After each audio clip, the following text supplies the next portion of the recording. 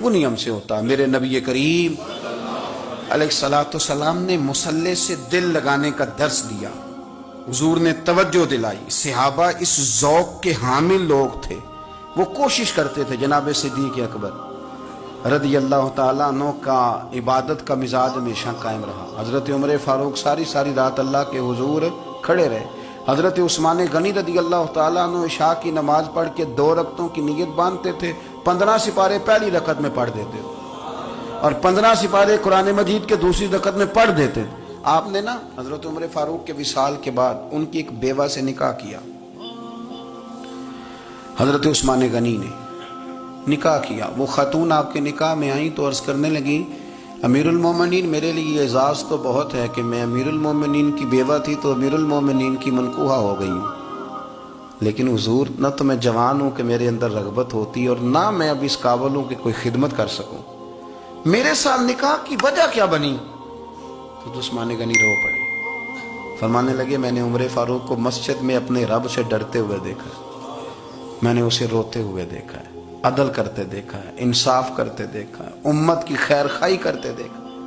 تمہارے ساتھ نکاح اس لیے کیا ہے کہ تم مجھے یہ بتاؤ کہ عمر فاروق گھر کے اندر اپنے رب کو کیسے راضی کرتے تھے، گھر کے اندر کیسے راضی کرتے تھے، وہ طریقے بتلاؤ، تم بتاتی جانا اور میں بھی اسی طرح گھر میں عبادت کروں۔ میرے رسول کریم علیہ السلام نے ارشاد فرمایا، حضور فرمانے لگے جس گھر میں اللہ کا ذکر ہوتا ہے وہ گھر زندوں کا ہے، اور جس گھر میں رب کریم کا ذکر نہیں ہوتا وہ گھر زندوں کا نہیں ہے۔ گھر نا ہم نا کتابوں میں پڑھتے ہیں کہ ایک بزرگ کہتے ہیں، حضرت فضیل بن عیاض کہتے ہیں کہ میں ایک گلی سے گزر رہا تھا تو گھر کے اندر کسی قاری صاحب نے قرآن کی آیت پڑھ دی، ولی من خاف مقام ربہ جنتان، میں تے میرے کانوں سے ٹکرائی تو اللہ نے میری کایا ہی پلٹ دی، میں توبہ کر گیا۔ اب گھر کے اندر سے آواز آئے تو صحیح نہ تلاوت کی، پر اندر سے آواز آتی نہیں، یا ڈیک بجنے کی آواز آتی ہے، یا ٹی وی چلنے کی آواز آتی ہے، یا دھوم مچانے کی آواز آتی ہے۔ عبادت کا وہ جو خاص شوق تھا، وہ جو حسن تھا، وہ جو توانائی تھی، وہ جو بات تھی۔ ایک جگہ پہ ہم بیٹھے تھے تو وہاں ایک صاحب آئے اور انہوں نے آتے ہی کہا کہ مہربانی کریں ذرا مجھے مصلی دے دیں، میرے نہ کچھ نفل رہ گئے۔ تو میں نے وضو کر لیا تو کوئی مصلی مل جائے، مصلی انہیں دے دیا گیا، وہ مصلی لے کے چلے گئے تو پیچھے ایک صاحب نے تبصرہ کیا، کہنے نے کتنا ریاکار بندہ ہے، لوگوں کو دکھا رہا ہے کہ میں نفل پڑھتا ہوں، ہے کوئی بات کرنے والی؟ میں نے اسے کہا تو مہربانی کرنا، اس طرح کی ریاکاری تو بھی کر، پکڑ مصلی اور جا تو بھی تھوڑی ریاکاری کر کے آ، اٹھ ذرا، شکر کر کوئی یہ ریاکار بھی ملا ہے، کوئی نفل پڑھ کے ریاکاری کر رہا ہے۔ اللہ کا میں کہتا ہوں کو پڑھے تو صحیح نہ، یہ کوئی دور ہے نفل پڑھنے کا؟ اس میں تو لوگوں کا مزاج ہی نہیں، طبیعت ہی نہیں۔ میں نے کہا چل مہربانی کر یہ لے مصلی اور تو بھی جا تھوڑی سی، یا کر یا ریاکاری کرو تو صحیح نا، مزاج ہی نہیں، ذوق۔ جمعے کی نماز پڑھ کے یوں دنیا بھاگتی ہے، او ہو پتہ نہیں کون سی پیچھے آگ تھی جو بجھائی جائے گی، اور آج تک لوگ مسئلہ پوچھ رہے ہیں کہ جمعے کی بعد والی سنتیں کتنی ہوتی ہیں۔ میں نے کہا کتنے سال ہو گئے جمعہ پڑھتے، کتنے سال ہو گئے، ابھی تک سنتوں کا نہیں پتا، ابھی تک نے علم کے پہلے کتنی رکھتے ہیں اور بعد میں کتنی رکھتے ہیں۔ فجر کی سنتیں کب پڑھنی چاہیے، سنو فجر کی سنتوں کے بارے میں۔ میرے رسول کریم سید عالم صلی اللہ تعالی علیہ وسلم سے ایک صحابی نے پوچھا تھا، حضور میری فجر کی سنتیں رہ گئیں یا رہ جاتی ہیں تو حکم کیا ہے؟ کیا انداز ہے حضور کا، بخاری مسلم کے لفظ سنو۔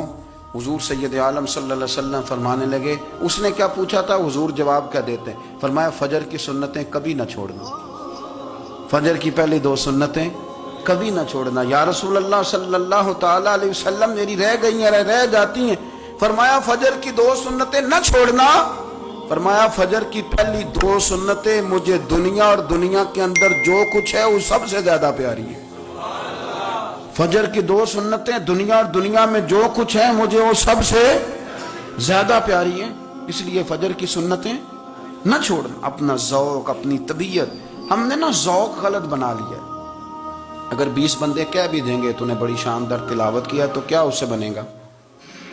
100 بندہ کہہ بھی دے تیری کیا بات ہے، کیا بات ہے نعت خاں کی، کیا بات ہے علامہ صاحب کی، پیر صاحب کی، پیر مہر علی شاہ صاحب رحمت اللہ علیہ، آپ تشریف فرما تھے تو آپ کے ایک ہی بیٹے بابو جی جن کو کہا جاتا ہے، جس دن صاحبزادے پیدا ہوئے تو خادم نہ وہاں سے نکلا، ان لوگوں کے شوق اور طرح کے تھے نا، تو ان کی توجہ بھی اپنے شوق کی طرف رہتی. تو خادم نکلا اندر سے، پیر صاحب مبارک ہو، پیر صاحب مبارک ہو، پیر صاحب مبارک ہو، پیر صاحب مبارک ہو، شور کر رہا ہے. تو پیر صاحب کو وجد ہو گیا، اللہ اکبر اللہ اکبر اللہ. او کیا ہوا، کس بات کی مبارک دے رہے ہو؟ عرض کی حضور اللہ نے بیٹا دیا. تو آپ فرمانے لگے اچھا حضور آپ کیا ہوا، آپ تو پریشان ہو گئے. فرمانے لگے جب تو نے 3 دفعہ کہا نا مہر علی کو مبارک ہو، تو میں سمجھا تھا شاید تجھے کسی نے بتا دیا ہے کہ مہر علی سے اللہ راضی ہو گیا.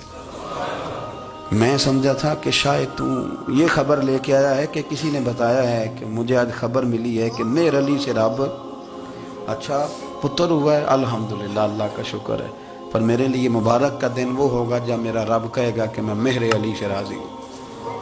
میرے محبوب کہیں گے کہ میں مہر علی سے. آپ بات کو سمجھیں. شوق ہی کسی اور طرف تھا، دل ہی کہیں اور لگا ہوا تھا، طبیعت ہی کہیں اور مائل تھی. کوئی وظیفہ پوچھتے تھے تو پڑھتے تھے وہ لوگ، کچھ اللہ اللہ انہیں بتائی جاتی تھی تو کرنے کا ذوق رکھتے تھے، طبیعت تھی، قائل تھے.